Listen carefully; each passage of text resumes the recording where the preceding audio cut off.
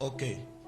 Prends une feuille ou prends un cahier, surtout même prends un cahier, prends un bloc-notes et note ces 7 conseils que je vais te donner pour l'année.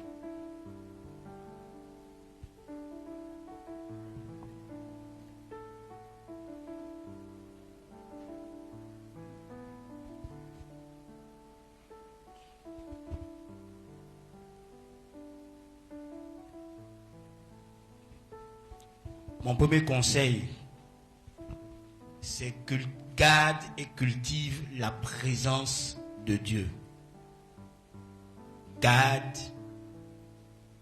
Cultive plutôt et garde la présence de Dieu. Cultive et garde la présence de Dieu. Cultive et garde la présence de Dieu. Cultive et garde la présence de Dieu.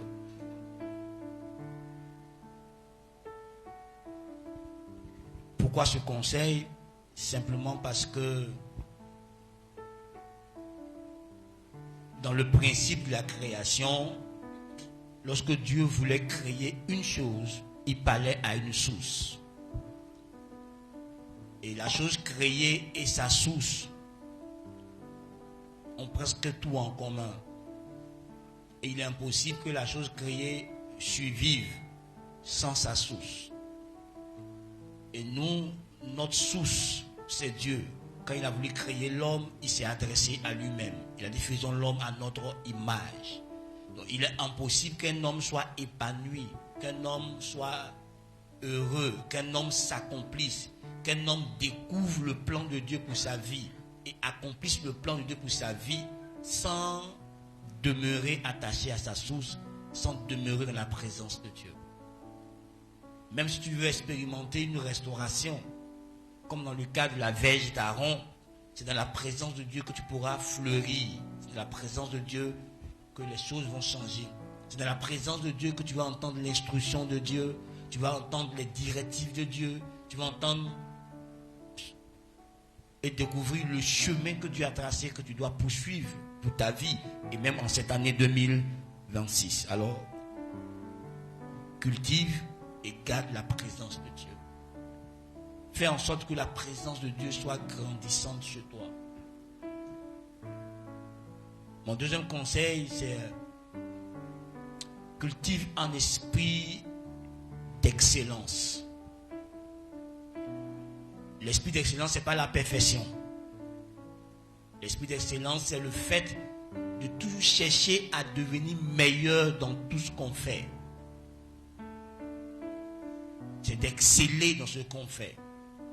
C'est de faire en sorte que ce que tu fais, tu deviens meilleur dedans. Même au niveau de ta personne, que tu deviennes une meilleure version de toi-même à chaque fois que Dieu intervient à l'intérieur de toi. Donc développe un esprit d'excellence. Cultive un esprit d'excellence. Il ne faut pas accepter l'à peu près. Il ne faut pas accepter la médiocrité. Notre Dieu est excellent. Nous aussi, on doit être excellent. À l'image de notre Père Céleste. Donc dans ce que tu fais, sois excellent. Sois excellent dans l'éducation de tes enfants. Sois excellent dans ta vie de prière. Sois excellent dans ta vie de jeûne. Sois excellent dans ta vie de méditation. Sois excellent dans tes relations. Sois excellent dans ton travail professionnel, ton travail ministériel. Dans tout ce que tu fais, sois excellent. Il faut viser toujours l'excellence. Il ne faut pas te contenter de l'à peu près. Parce que ce que Dieu a mis en toi est grand. Parce que Dieu est la source de notre potentiel. Donc le potentiel qui est en nous est grand. Et le potentiel, c'est ce qui n'est pas encore manifeste. Ce qui n'est pas encore visible. Et c'est en toi, mais ce n'est pas encore révélé. Ce n'est pas encore manifesté. Ce qui est manifesté, c'est plus un potentiel. Et l'ennemi du potentiel, c'est le succès présent. Le plus grand ennemi du potentiel, c'est le succès présent. La réussite actuelle, le succès présent. Tu peux te contempler du peu que Dieu t'a accordé alors que Dieu veut t'accorder plus. Alors soyons excellents. Visons l'excellence. Toi aussi, il faut vouloir que ton enfant demain soit cité parmi les meilleurs. Donc il faut l'éduquer pour que demain il soit quelqu'un d'excellent. Éduque ton fils, éduque ta fille pour que demain ton enfant soit quelqu'un qu'on cite parmi les gens exceptionnels. Il ne faut pas accepter que ton enfant soit dans la foule, dans le moule de la foule. Permets que éduque ton enfant de telle sorte que demain, à l'âge adulte, ton enfant se démarque des autres par les prouesses qu'il va accomplir. Toi-même, sois excellent. Mais si tu éduques l'enfant dans l'excellence, que toi-même tu n'es pas excellent, tu vois, non?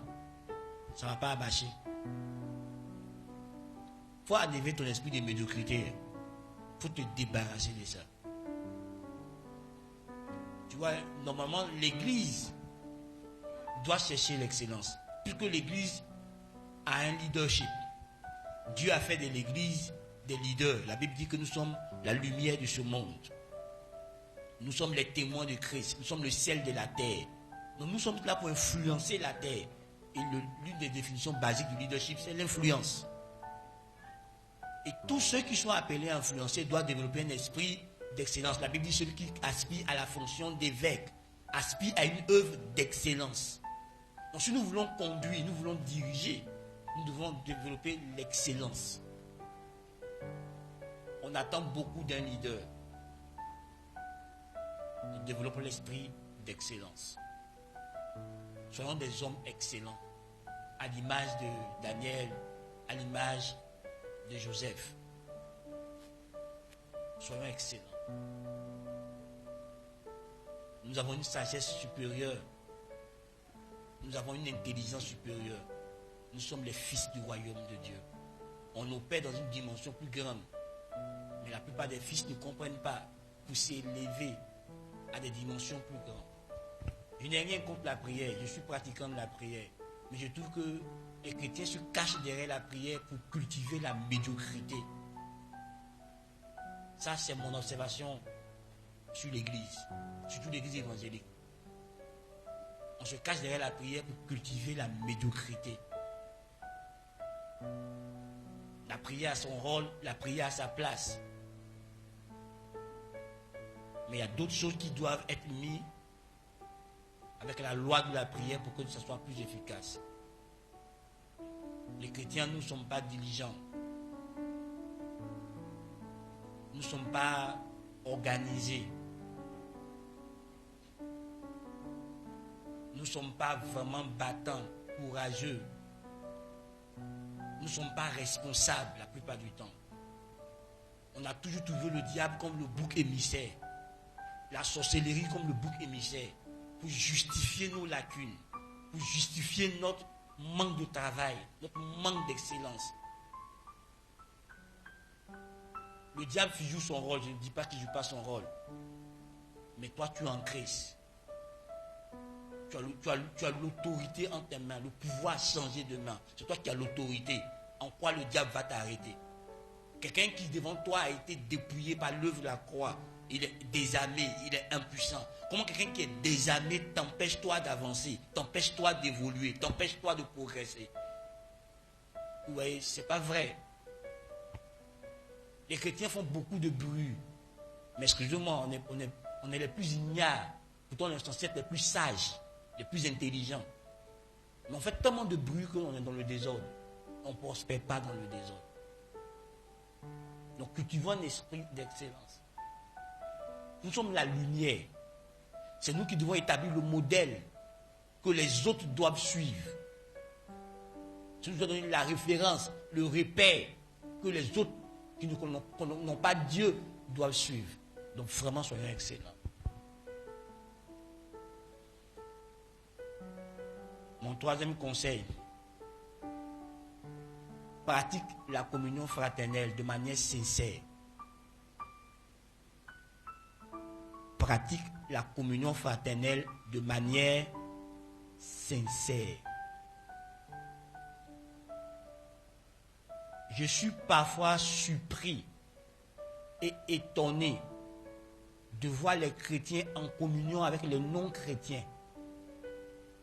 Je ne sais pas comment ils font ça. Je ne sais pas comment ils s'arrangent pour être en communion les non-chrétiens. Puisqu'on n'a pas les mêmes sources de vie. On n'a pas les mêmes idées, les mêmes concepts de vie. Comment se fait-il qu'on est à l'aise avec les non-chrétiens et on n'est pas à l'aise avec nos frères dans la foi? Parce que la communion, c'est le partage de sentiments, d'idées. C'est avoir les choses en commun. Donc, moi, le chrétien, je ne peux pas avoir des choses en commun avec un non-païen. La Bible dit il n'y a pas de rapport entre Béliade et Christ.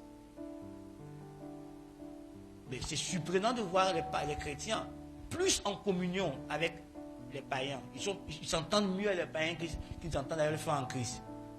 C'est un signe fort, non? Ça veut dire que tu es un païen. Il ne pèse pas mes mots, hein. Je suis là pour te dire la vérité. Tu es un païen. Si un païen est à l'aise dans ta présence, si un païen ne te persécute pas, ça veut dire que toi tu n'es pas attaché à Jésus-Christ. Parce que la Bible dit que tous ceux qui pratiquent la piété seront persécutés. Tu ne peux pas être en accord avec le païen à 100%. Ce n'est pas possible. Parce que le païen fait des choses que la Bible condamne. Donc toi tu vas l'interpeller. Toi, tu vas lui rappeler qu'il ne doit pas agir comme ça. Parce que tu es la lumière. Donc, forcément, il y aura des petites choses entre vous. Donc, si toi et les païens, vous êtes à l'aise, frère, tu es un païen. Jésus dit que le monde m'a haï. Le monde va vous haïr aussi. Donc, si le monde n'a pas aimé notre maître, ce n'est pas nous qui vont aimer. Puisqu'on a le même style de vie que notre maître. Frère, écoute-moi bien. Je ne suis pas en conflit avec les païens, on ne fait pas de la guerre. Mais les païens ne comprennent pas ma manière de vivre, donc souvent ils me persécutent. Souvent ils me traitent de bêtes, d'insensés. Parce que ma logique est différente de leur logique. Parce que ma logique est tirée de la parole de Dieu. Souvent ils pensent que je suis fou. Parce que la foi leur donne l'impression que je suis fou. Donc il faut bâtir des relations en Christ, des relations saines. Parce que la Bible dit qu'il est doux et agréable pour des frères d'être ensemble. C'est là que Dieu déverse la bénédiction. Donc tu vois, s'il y a des gens avec qui tu dois vraiment être en communion, qui sont tes frères et tes soeurs dans la foi. Quand je parle de frères et soeurs dans la foi, je ne parle pas seulement des frères et soeurs de la dénomination Mires. Je parle des frères et soeurs de l'église de Jésus-Christ dans le monde entier. Ça va être eux que tu dois avoir la communion. Mais nous, quand on veut s'inspirer, on cherche les païens. Je lis, hein, comme tout le monde. Mais quand je lis, je compare tout ce que je lis avec la parole de Dieu. Je ne lis pas que des livres chrétiens. Je lis des livres de sciences, des livres de philosophie, des livres de français. Voilà. Je lis pour ma culture. J'écoute des documentaires qui n'ont pas forcément des documentaires chrétiens, mais des documentaires qui me cultivent, qui m'informent. Mais tout ce qu'on dit là, je vérifie ça à la lumière de la parole de Dieu. Frère, vivons dans la communion vraie. Arrêtons d'être hypocrites les uns envers les autres. Jésus n'a pas dit qu'entre nous, frères qui sont en Christ, il n'y aura pas des incompréhensions. Il a dit, pardonnez-vous les uns les autres. Si des frères se plaignent de d'autres frères, qui les supportent et qui les pardonnent, comme je vous ai pardonné. Donc Jésus est conscient qu'il y aura des incompréhensions entre nous. Parce qu'on est unique dans notre manière de vivre. Chacun a son expérience de vie. Chacun a ceci et cela. Mais frère, que cela ne soit pas une barrière pour la communion. Celui qui te parle, c'est quelqu'un qui a été longtemps, je dis bien longtemps, et très longtemps solitaire. Étant même entouré de ses frères et sœurs de famille, dans ma famille, j'étais solitaire. J'étais vraiment solitaire. Mais je peux te dire que la solitude n'est pas une bonne chose, ça ne t'aidera pas à réussir, ça ne t'aidera pas à te développer, ça ne t'aidera pas à t'accomplir. Tu as forcément besoin d'avoir des relations de qualité avec d'autres personnes. Et les premières relations de qualité que tu dois avoir sont les relations de qualité avec les membres de ta famille biologique. Ils sont irremplaçables. Les membres de ta famille biologique, ils sont irremplaçables. C'est la première cellule que Dieu t'a envoyée. C'est là que Dieu a construit, c'est eux que Dieu a utilisé pour construire la personne que tu es. Avant que tu n'aies des amis de classe, des amis du quartier, avant que tu n'aies les autres, même les frères en Christ, c'est d'avoir les membres de ta famille biologique que Dieu t'a donné comme présent, comme don. Et c'est là-bas que tu dois avoir des relations de qualité. C'est là-bas que tu as appris ta socialisation. Donc si aujourd'hui tu ne peux pas avoir des relations avec d'autres personnes, ça veut dire automatiquement dire que dans ta relation avec ta famille, il y a des problèmes. Mais si tu as appris une bonne socialisation en famille, quand tu sors pour bâtir des relations avec les autres, ça devient naturel, ça devient normal. Parce que tu as appris ça depuis ton bas âge, tu as appris ça en famille. Tu as eu une bonne relation avec ton père, une bonne relation avec ta mère, une bonne relation avec tes frères et soeurs, tes oncles, tes tantes. Donc pourquoi tu socialises avec les autres, ça va. Dieu n'aime pas la solitude. Et l'homme est un être relationnel. Je pense que pendant l'année, on reviendra dessus. Donc je t'en prie, développe la communion fraternelle. C'est une source de croissance, c'est une source de bénédiction et d'abondance. C'est un autre homme qui va te bâtir. Tu sais, tout ce qu'on sait, on ne l'a pas appris de manière innée. Il y a beaucoup de choses que nous savons, on l'a appris de d'autres personnes. C'est d'autres personnes qui nous l'ont communiqué. Tout le savoir que tu as, quelqu'un a participé à te transmettre ces informations. L'éducation que tu as aujourd'hui, il y a quelqu'un qui a pris son temps pour développer en toi ses facultés, ses vertus, ses principes de vie. Donc on a besoin les uns des autres. Tu as besoin de plus petit que soi, tu as besoin de plus grand que soi, tu as besoin de ton promotionnel, tu as besoin de tout type de personnes. Quand tu vas avoir une relation équilibrée, il faut avoir ça. Marche avec des grands, marche avec ceux qui sont tes promotionnels plutôt, et marche avec ceux qui sont plus petits que toi. Tu apprendras de la sagesse avec plus petits que toi, tu apprendras de la sagesse avec tes promotionnels, et tu apprendras de la sagesse avec ceux qui sont plus expérimentés, qui ont vécu plus que toi. Donc dans tes relations, tu dois avoir ces trois catégories de personnes. Des gens qui sont plus âgés que toi, qui ont vécu, qui ont de l'expérience, qui te partageront leur expérience, tes camarades, les gens qui sont de ta promotion, et les gens qui sont plus petits que toi. Moi, j'ai appris des choses avec mes propres enfants. Voilà. C'est quand je les regarde que je me rappelle de combien de fois l'être humain est fragile. De la délicatesse de l'être humain. Mais quand on devient grand, on pense qu'on est trop fort. On oublie qu'on est fragile, qu'on peut être facilement blessé, détruit par quelque chose. Mon quatrième conseil, ne fais pas l'œuvre de Dieu avec négligence. Tout le monde n'est pas pasteur. Tout le monde n'est pas prophète. Je suis d'accord avec. Mais tout le monde est appelé à un ministère. Et l'un des rôles des pasteurs, donc pasteur, prophète, docteur, évangéliste, apôtre, l'un de leurs rôles est de t'équiper, de te préparer, de t'équiper en vue de l'œuvre du ministère. Donc tu as un ministère en toi. Dieu t'appelle à faire quelque chose pour lui. Nous tous ici, nous sommes appelés à faire quelque chose pour Dieu. Il te revient d'identifier dans le monde où tu es, à quoi Dieu t'a appelé. D'autres servent Dieu uniquement que dans le sein de l'église. D'autres, leur service va au-delà de l'église. Ça va vers le monde. Parce que Dieu peut t'appeler à t'occuper des drogués et de leur réinsertion, des prostituées et de leur réinsertion. Dieu peut t'appeler à t'occuper des orphelins et des veuves. Ce n'est pas seulement les chrétiens. Pas chrétiens et puis orphelins. Et puis non les orphelins païens, mais eux tous. Tout ce qui est orphelin, chrétien ou non chrétien. Dieu peut t'appeler à aider les prisonniers chrétiens comme prisonniers non chrétiens. Donc tu vois, Dieu peut nous appeler dans la politique. David a été roi. Néhémie a été appelé dans la politique.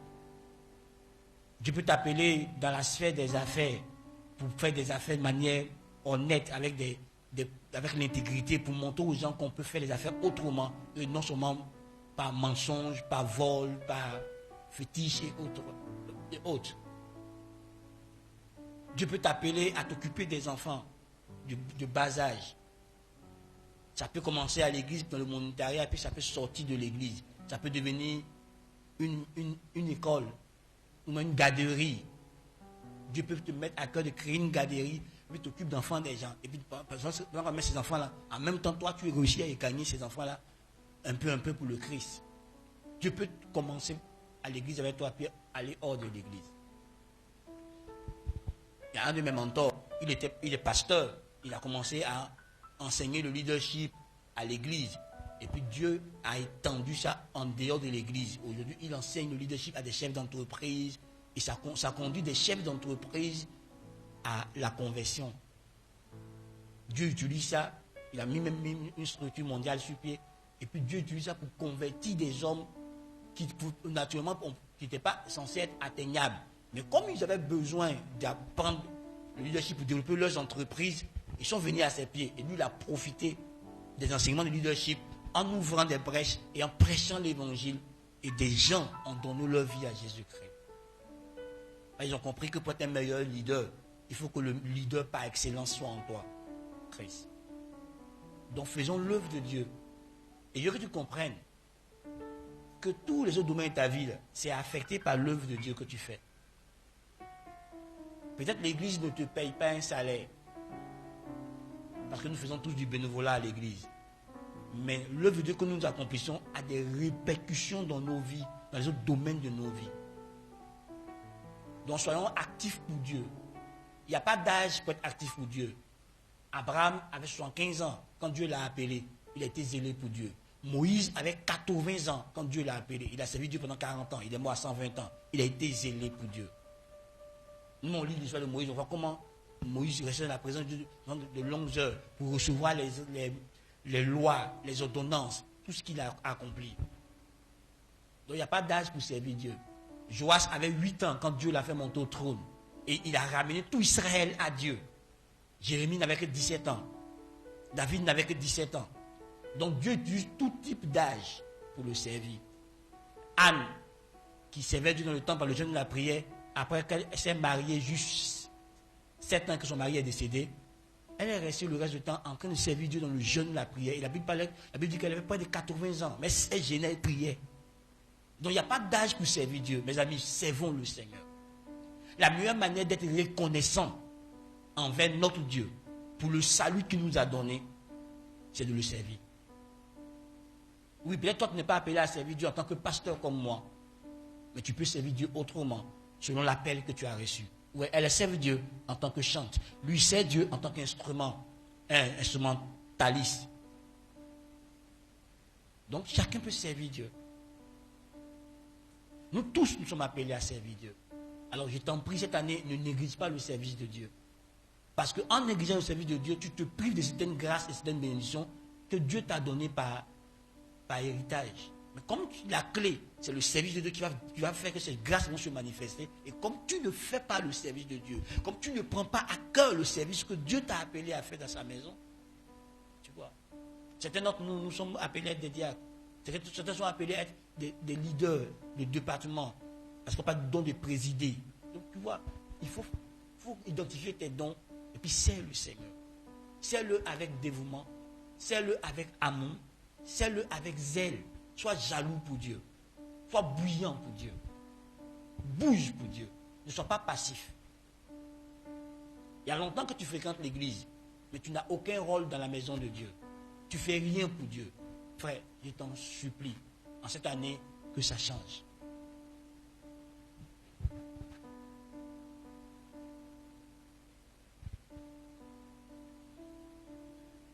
Mon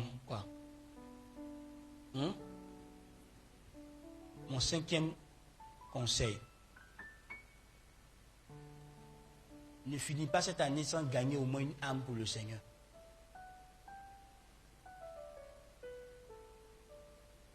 Et dis quoi? Ne finis pas cette année sans au moins gagner une âme pour le Seigneur. Au moins une âme. Au moins. Sinon tu peux faire plus. Mais au moins un. Quand on regarde, cette année 2025 qui vient de s'achever, tu n'as gagné aucune âme. Tu étais inactif en évangélisation. Donc je t'en prie cette année-là. Tu as 12 mois. Poursuis quelqu'un Il faut qu'il soit converti. Soit engagé dans l'évangélisation. Écoute-moi. Qui se rappelle, parmi nous, qui se rappelle, quand tu as rencontré Jésus, quand le Saint-Esprit est entré en toi, c'est quoi tu aimais faire?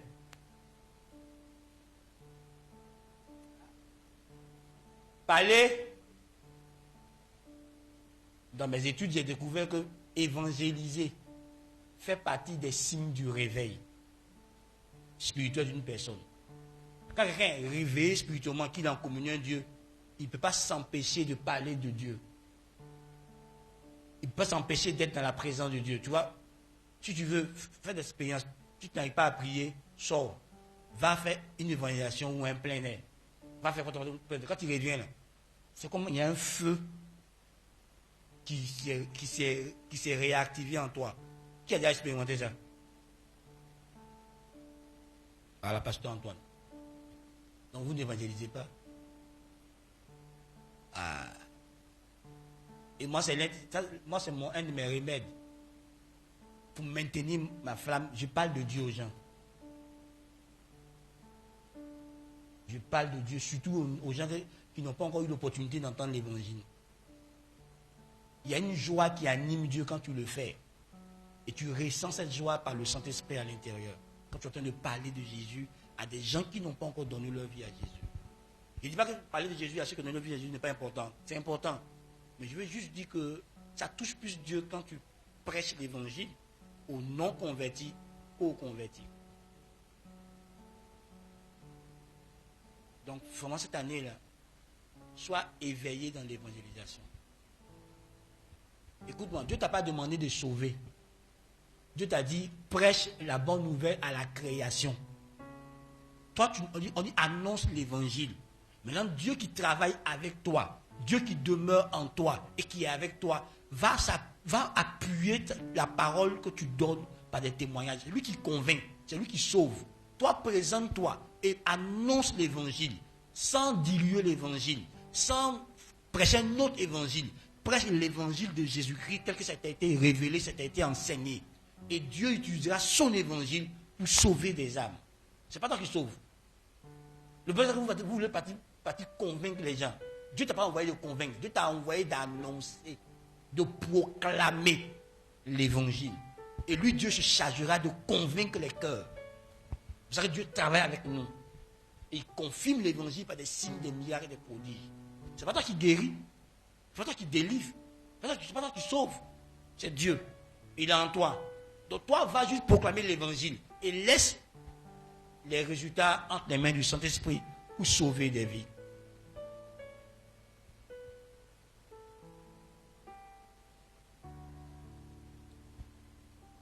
Mon 6e conseil.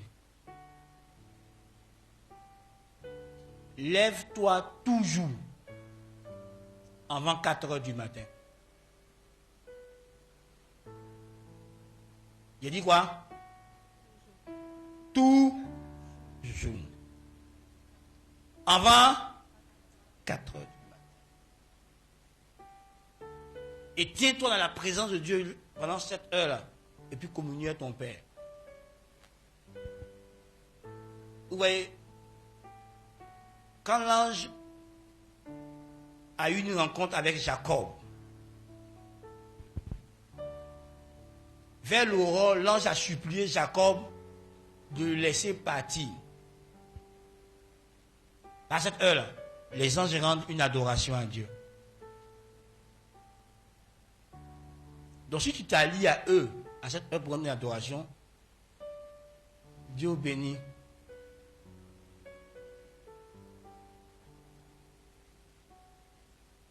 Dieu bénit.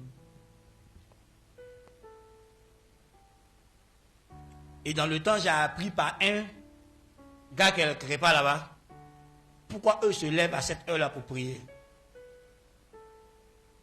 Parce qu'on dit à cette heure-là, il y a un démon qui maudit la création de Dieu.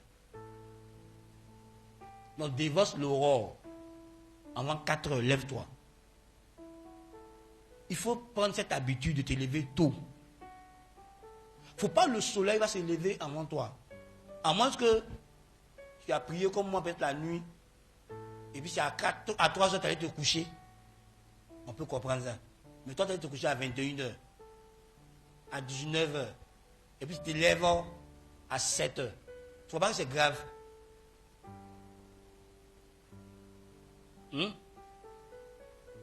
Écoute-moi, la Bible dit que le voleur, il vient s'aimer la mauvaise graine pendant que nous dormons. Il faut prendre cette habitude de te lever très tôt. Pas pour réfléchir d'abord, mais pour avoir un temps de communion avec ton Père Céleste. Parce que la Bible dit que chaque matin, Dieu renouvelle sa bonté. Donc, il faut être au rendez-vous où Dieu est en train de renouveler sa bonté pour la journée. La Bible dit à chaque jour suffit sa peine. Pourquoi toi ta journée là est bizarre comme ça? La Bible dit c'est le jour que tu as fait, un jour d'allégresse. Donc chaque jour est censé être pour toi un jour. Mais pour toi, tes journées sont comment? Hein mon frère, tes journées sont comment? Moroses. Pourquoi? Parce que tu n'as pas pris le temps de préparer ta journée le matin. Lève-toi tôt et prépare. Même ceux qui ne connaissent pas Dieu là, eux se lèvent très tôt et puis ils réfléchissent et puis planifient leur journée. Donc quand ils sortent là, ils savent comment maximiser la journée. Mais eux n'ont pas Dieu.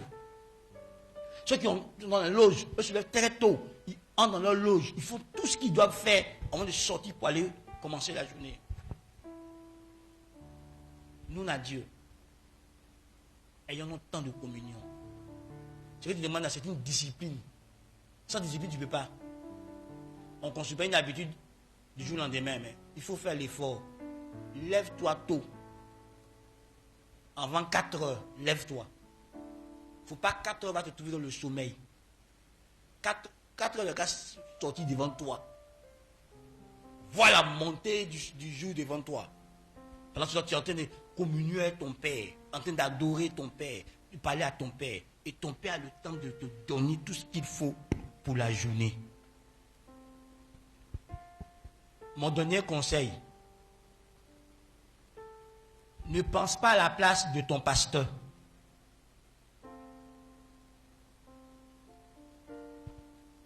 Ne pense pas à la place de ton pasteur. Il ne t'a jamais dit qu'il est fatigué de t'encadrer, de te coquer, de te conduire. Ah, le pasteur, il est trop occupé. Ne pense pas à la place des pasteurs de l'église. On ne t'a jamais dit ça. On a choisi d'être pasteur pour s'occuper de la vie des autres, pour prendre soin du troupeau de Dieu. Et c'est avec plaisir que nous prenons soin de vous. C'est un choix de métier. On pouvait dire non à l'appel de Dieu. D'autres l'ont dit. Ils ont dit non, puis Dieu ne les a pas tués. Nous, on a accepté de porter la charge, de paître l'église de Dieu, de prendre soin de l'église de Dieu. Donc pour chacun d'entre vous, on a un fardeau de vous donner des soins pour que vous soyez des brebis bien portants, des brebis qui accomplissent le plan de Dieu. C'est notre responsabilité de vous perfectionner. Non, ne pensez pas à notre place. Si je me dis à papa là, si je lui dis mon péché là, il ne va plus parler à moi, il va s'effacer contre moi. Frère, c'est pour ça que je suis là pour te conduire à la repentance. Moi, je suis là pour te conduire à la repentance. Et je suis là pour te conseiller, pour te prêcher, pour t'enseigner, pour que tu vives dans la sainteté. Donc, si tu tombes dans le péché, ça ne va pas m'effrayer. Ça me montre que je dois travailler encore pour que ta marche soit une marche de qualité. Au lieu de cacher tes péchés et de mourir dans tes péchés. Depuis là, tu confesses toi seul, mais tu ne t'en sors pas. Viens nous voir. On va prier pour toi et tu seras guéri. La Bible dit confessez les uns les autres vos péchés et priez les uns pour les autres et vous serez guéris. Donc si tu as des difficultés, viens voir tes pasteurs. On est là pour ça. Pour te paître, pour t'encadrer, pour t'orienter, pour te conseiller, pour te montrer les voies de Dieu. La Bible même dit, allez faites les nations des disciples. Baptisez-les au nom du Père, du Fils et du Saint-Esprit.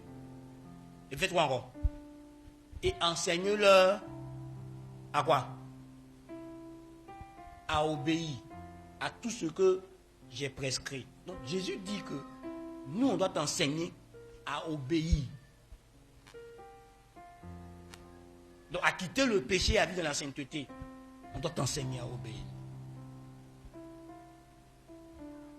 Donc ce sont mes 7 conseils de l'année. Ne pense pas à la place de pasteur. Et sache que les pasteurs ne servent pas Dieu avec la force physique. On sert Dieu la force qu'il nous donne. Écoute-moi bien. C'est pour ça que nul ne peut s'attribuer la fonction de pasteur. Ce n'est pas une charge que tu peux accomplir avec tes muscles. Même avec ta force mentale, non. C'est une charge qu'on accomplit avec l'onction. Et puis chaque pasteur, Dieu lui donne la force qu'il faut pour accomplir sa charge. Ce n'est pas un travail humain. C'est un travail spirituel. C'est un travail divin. Et Dieu nous donne la force qu'il faut. Et puis on est sage. Quand on sent que physiquement on est fatigué, on sait se reposer. On vous dira, pendant cette période, le pasteur n'est pas disponible, il est en repos. Mais tant qu'on n'a pas dit ça là, on est en votre service. Ne nous empêchez pas d'accomplir le ministère pour lequel nous avons signé. Pour lequel nous avons signé. Tu vois, c'est comme un malade qui dit, le médecin a trop de malades, on ne va pas à l'hôpital. Est-ce que c'est possible? Hein? Est-ce que c'est possible? Un étudiant qui dit, non, moi, je ne vais plus à l'école. On est nombreux en amphi. On est trop. Il y a pitié pour le professeur et ses assistants. Donc, je ne vais plus à l'école. C'est ce que vous faites. Vous dites à quelqu'un qui a choisi un métier de ne pas faire son métier. Non, le pasteur il est trop occupé. Je n'ai pas lui ajouter mes problèmes au pasteur. J'ai géré mes propres problèmes ici. Bon, depuis que tu gères, tu avances pas encore comment. Donc venez. Appelez-nous. Ou bien quand nous, on vient vers vous, parce qu'on sent dans l'esprit que ça ne va pas, on vous demande, bien-aimé, est-ce que ça va? Arrêtez de mentir. Dites ça ne va pas. Écoute-moi, ce n'est pas parce que tu as fait 10 ans le pasteur que tu n'as pas besoin de ton pasteur. C'est que tu ne sais pas. Ton pasteur grandit. Donc il y a des informations qu'il a. Mais ce n'est pas toutes les informations qu'on a de la Bible qu'on donne à la chaise ici. Hein. Il y en a, c'est quand ils viennent au bureau, qu'on te dit c'est une chose spécifique pour toi. Nous, on étudie la Bible. Elle règle tous les problèmes de la vie. Mais on ne va pas s'arrêter à la chair pour régler tout ça. Donc c'est quand tu viens en relation d'aide, en fonction de ton problème spécifique, on te donne la parole de Dieu qu'il faut pour que tu ailles, pour que tu t'en sortes, pour que tu te portes bien, que tu avances. Ouais, si un couple vient me voir et que leur problème est d'ordre sexuel, et puis un couple vient me voir que leur problème est d'ordre de communication, si un couple vient me voir que leur problème est d'ordre d'éducation d'enfants, ouais, ça fait 3 couples. Pas les mêmes conseils que je vais leur donner. La Bible en parle. Donc vraiment, les pasteurs sont à votre service. Nous sommes à votre service. Ne pensez pas à notre place.